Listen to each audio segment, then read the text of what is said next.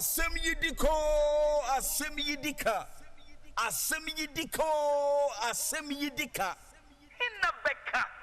Akwasi Insia, Commander 6. Carlos said yes, yeah. Obi aka cho se beka said yes me etie. Ebre de said Asem Yi Di Ka dwumadie ebro ansa de ne personal trust ne de pese mu atwaso. Me de akwasi Insia. Alapa etie obene e kire American Embassy ye wo Ghana hanom.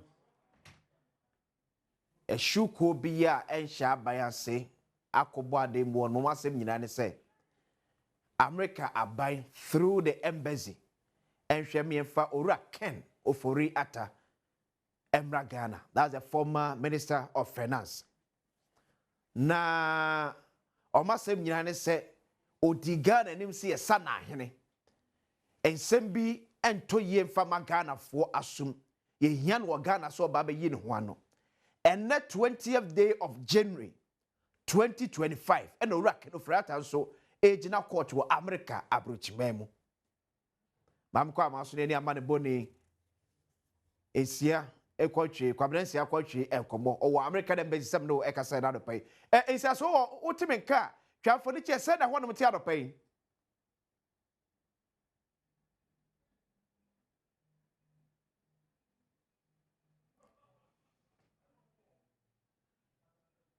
Hello, Isia.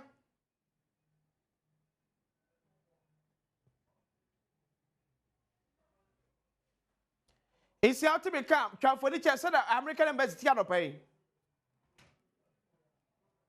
American Embassy, Accra Hanum, Cantonment, Arise Ghana, Omo Extra, Omo Se, Omo Ye, Ediate, Esukoko, Ediatre,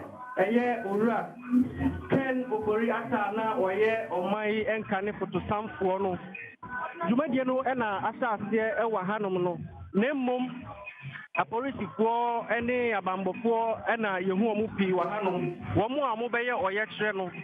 omuba makomako utimu se owura Bernard Mona yahunu se o hanom dia sisi a utimu se eye Ghana police omu amokas no bi ene je yetimi ede tunsuo no eno bi ena sisi etimi abedru hai nemum ebinum krakra placards are addressed so a mo chese enei ken Ofori-Atta yekodi na asem ewo US no omo de omo susu se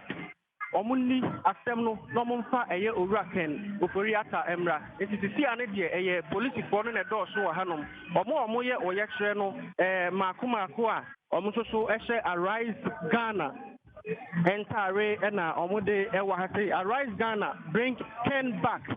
Ena omode ewa ha say a omo twen say dodo na ba be ka ho na omo etumi ede wo yekre na nkasa ahyehe so sisi ane de ya hoboabo a ena ekoso wa ha say a police for so ayere bambo mu wa hanom pa se ne be ya bibia enkobone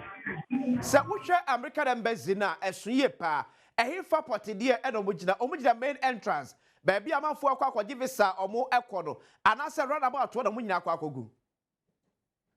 American Embassy animu ha say ekwan na etwamu mienu no the other half na eko embassy nanim pe no omu kiremu a empo eni kwan say yetumi video na yetwa photograph ewo ho eni nti omama yenyina ya but the other half of the road eti ehonum na yenyina ya park esane say omu say ehon ya America na hanum ne ya Ghana nti oyektrefo ne de yenyina omu nyina emra the other half no nti ekwan nanim hanum no embassy ne animu hanum na sabre enipa no eba ti sa wote enyom na ebo na tisia ena omo ye oyektre no ede saka na ba eno no omo de ebo nyom a omo de ye ahoboa de atwen se dodo na ba be ka ho no mo asoa oyektre no so ti sa wote atare kokoko ne ma me ya omo nam short yi mu a Arise Ghana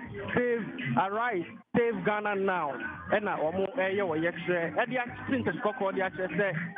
owura Ken Ofori-Atta omo de omo su se se ye de ba oman Ghana mu enti placard ba ko a wo hu what is chasing you from Ghana enti no sa